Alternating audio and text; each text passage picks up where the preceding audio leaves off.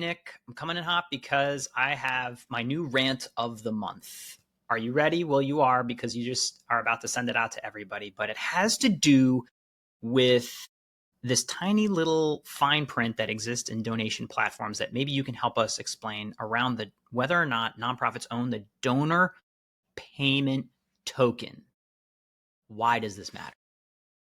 Yeah, George, you teed it up perfectly. And I'll let you go in deep here, but just broadly, we here at Whole Whale, and by we, I mean you, analyzed The royal we. approximately, the royal we, analyzed approximately 33 popular donation platforms. And George, we were looking for what I think you could broadly call the interoperability of these platforms via nonprofits' donor data, right? Do nonprofits own the donor data on these platforms? And the top line answer to that is yes, with one very major caveat.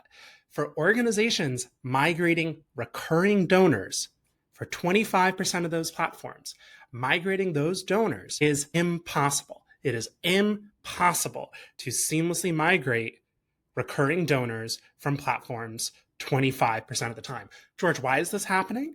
While standard donation platform contracts allow for donor contact information to be exported, they may not allow for the donor payment token that allows for the chargers, the PayPals, etc., of those ongoing monthly donations to be exported.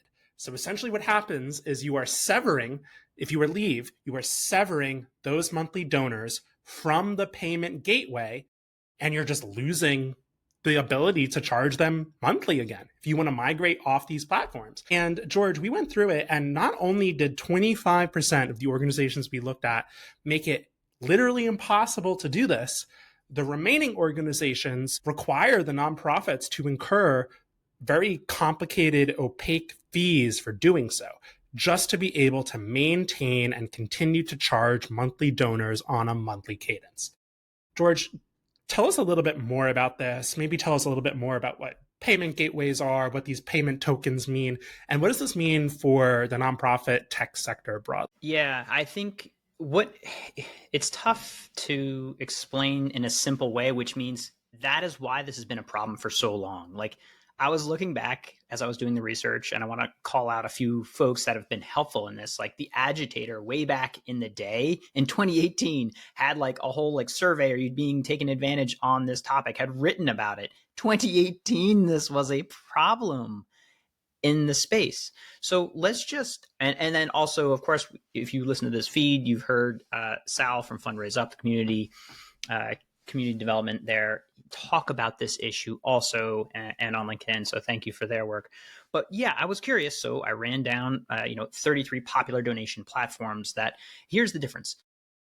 If you are in and out there shopping for a donation platform that is all in one, and also you don't have your own Stripe or PayPal or Braintree account, which means that you would own that donor credit card information. That's what we're talking about, right? There's two buckets. One bucket is donor information, and then there's donor credit card permission to charge information. And that's what we're talking about with the donor token. So with these hard walls that are prohibited, we actually found like folks like, according to, as of this moment, when I look it up, ActBlue, for instance, you can't export those donor monthly payment folks out of it. It doesn't work. And this is according to the documentation on, places also like GiveButter, a note that that doesn't work. They won't allow us to migrate that. So what does it mean if you've been locked in? Well, frankly, I don't know. Maybe you don't want to go with a donation platform till death do you part. Well, in what world are contracts designed for death do you part? And yes, there may be technical limitations, trying to reach out to ActBlue to be like, help me understand why. Because, it is not impossible, but it's not super easy because that information has to be carefully exported. And there's actually standards. Going back to 2010, Braintree actually pushed out these standards, not to get too technical, of how we export this information in a way that it can be transferred. So there isn't this type of lock-in, at least on the credit card transaction platforms like Braintree, Stripe, and PayPal. And those folks have that agreement at that level. So if your donation platform uses one of those, technically it is completely possible. Not only is it possible, they allow it. And so then you get into this weird game of how much are they going to charge you to do it if they do allow it. And some are low tolls and some are high tolls and some are outrageous tolls. In the conversation that we had with Sal from Fundraise Up, we actually heard a story of one nonprofit from Canada that was trying to change out.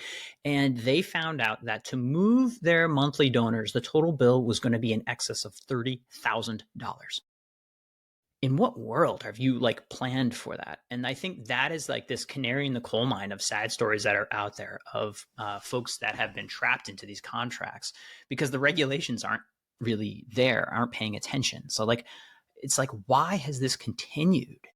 So at one level, I wish there was just sort of like a standard in the same way that like banks and platforms have worked out the fact that like, no, data portability is something that should be extended a bit further. You know, we have elements of GDPR that extend that are maybe a little confusing when it's extended to these payment tokens. The problem is nonprofits are getting hurt in all of this confusion. So I'm trying to unpack it, tell the story in different ways. And, you know, in one of those is like listing out these organizations that are doing this. And I just want to understand more, but also have the consultants. Like if you are a consultant out there, understand that if you're helping a nonprofit find a platform, please don't make it death do you part for monthly donors. Yeah, George, I think that's a great summary. We're just asking questions here. No hate mails in my inbox. My email inbox is closed. No, but I think it's such a great point, George, right? And it's kind of anti-competitive, quite frankly, right? And it's closed. This is the opposite of open source, right? The push for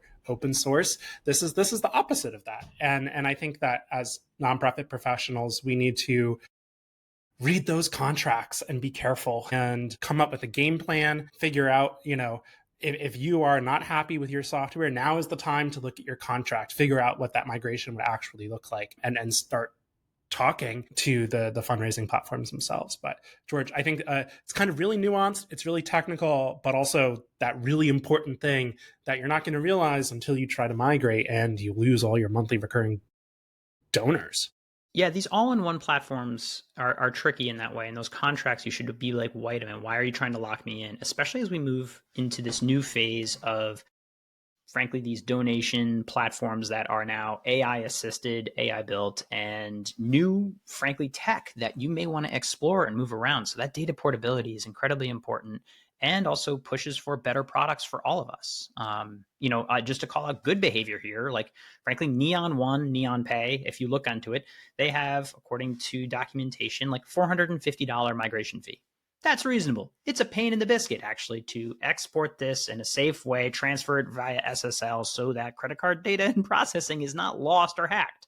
Like, it's not like a clicky export. I don't want to make it seem like, oh, it's easy, it's free. Like, I think that's entirely reasonable. What's not reasonable is like $30,000+ for that same type of hourly work on top of platforms that can already migrate and already built to migrate things across with these payment tokens. Yeah, George,